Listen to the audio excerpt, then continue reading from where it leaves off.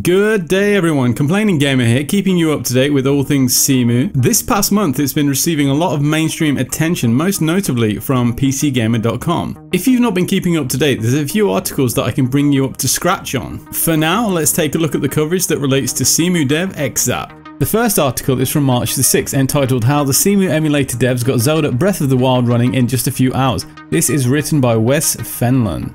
How much work went into making Breath of the Wild work in Cemu? Surprisingly, it took only a few hours to get Breath of the Wild to boot in Cemu. It didn't take a lot of specialised work to make it run at the most basic level in the emulator. The game pretty much ran this way out of the box after the few issues were resolved that prevented it from going in-game.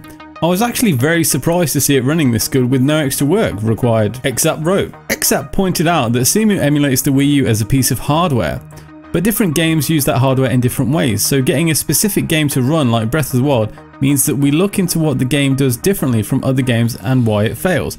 Exzap wrote that Breath of the Wild was missing certain rarely used OS API functions that caused the game to soft lock after the menus.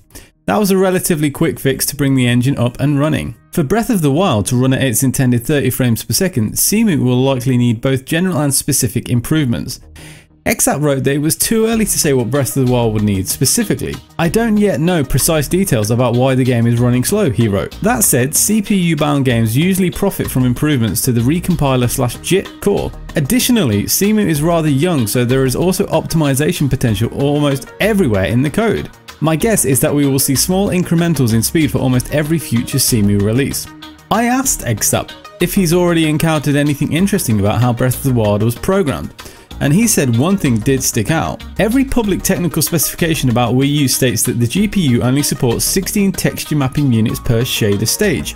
Yet Breath of the Wild uses up to 18 in some cases, so in a way, the game pushes the hardware beyond what we assumed were the hard limits. A bit more good news though, because Breath of the Wild is heavily CPU limited, which is common in emulation, running it at resolutions higher than its native 720p should have little impact on performance.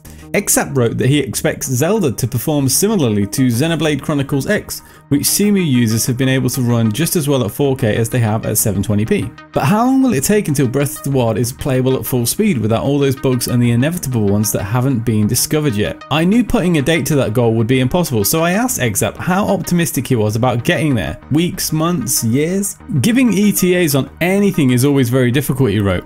A lot of emulation development is just research, like figuring out why softlocks occur or why a specific graphic effect is broken. It's impossible to know the amount of time required to come to the solution if both the cause and the solution is not known. The most realistic answer I can give is that it will take at least several weeks to fix the remaining problems, but it could take years as well.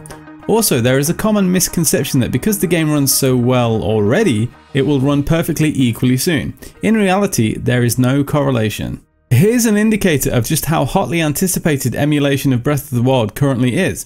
Since the end of February, Cemu has picked up nearly 400 new backers and increased monthly donations from around $5,900 to $7,400 per month. As I sit here today, the current monthly contribution is at $25,593. So that's a huge jump in just 24 days. I've been the Complaining Gamer. Remember to like, comment and subscribe if you enjoyed the content, and I will catch you next time.